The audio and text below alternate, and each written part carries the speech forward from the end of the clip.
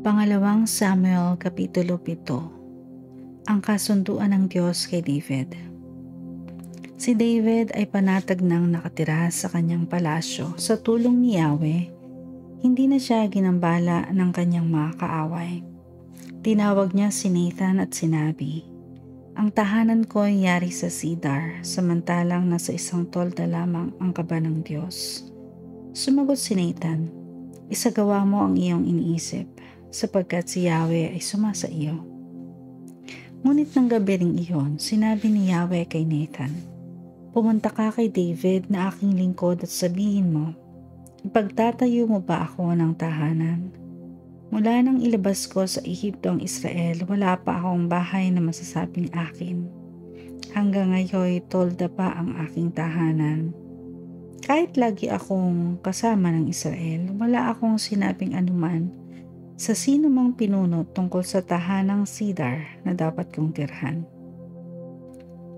Gayong ako ang pumili sa kanila upang mamahala sa aking kawan. Sabihin mo din sa lingkod kong si David ang salitang ito ni Yahweh. Kinuha kita mula sa pagpapastol ng tupa upang gawing pinuno ng bayang Israel.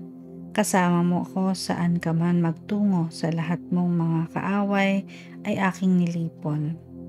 Gagawin kong dakila ang iyong pangalan tulad ng mga dakilang tao sa daigdig.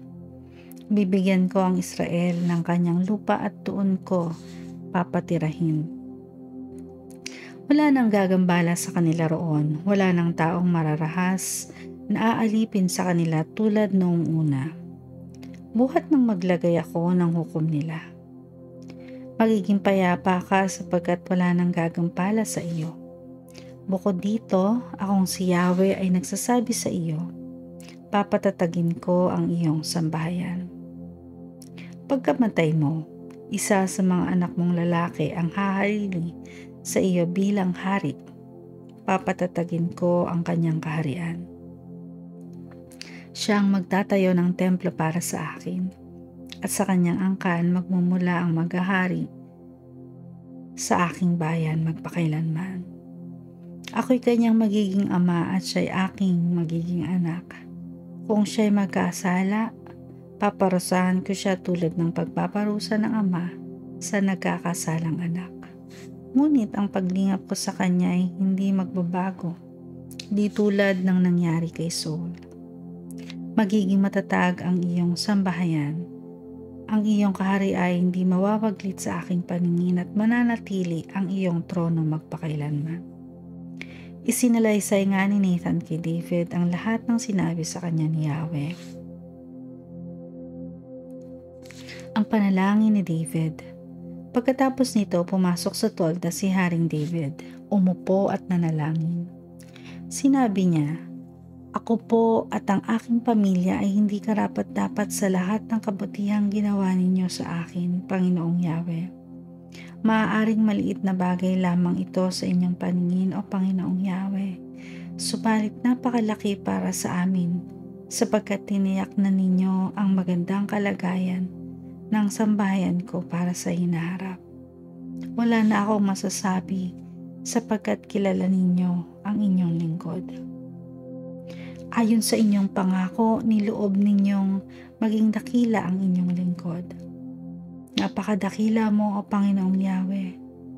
Wala pa kaming nababalita ang Diyos na tulad ninyo. Ikaw lamang ang Diyos. Walang bansang may itutulad sa Israel.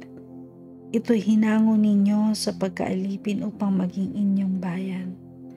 Ito lamang ang bansang pinagpakitaan ninyo ng mga kakilakilabot at dakilang bagay para sila'y matulungan. Itinaboy ninyo ang ibang mga bansa at inalis ang kanilang mga Diyos-Diyosan pagdating nila. Yahweh, itinatag ninyo ang bansang Israel upang maging inyo magpakailanman, at kayo po ang kanilang naging Diyos. At ngayon, Panginoong Yahweh, gawin ninyo ang inyong pangako sa inyong alipin at sa kanyang sambahayan.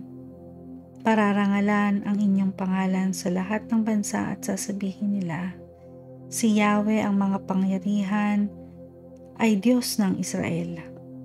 Sa gayon, magiging matatag sa harapan ninyo ang sambahayan ni David na inyong lingkod. Yahweh, makapangyarihang Diyos ng Israel, nagkaroon ako ng lakas na loob na manalangin ng ganito sapagkat kayo na rin ang nagsabi sa inyong lingkod na paghahariin ninyo sa Israel ang aking angkan. Panginoong Yahweh, kayo'y tapat at tumutupad sa mga pangako ninyo sa akin. Ngayon pagpalain ninyo ang sambahayan ng inyong lingkod upang ito'y magpatuloy.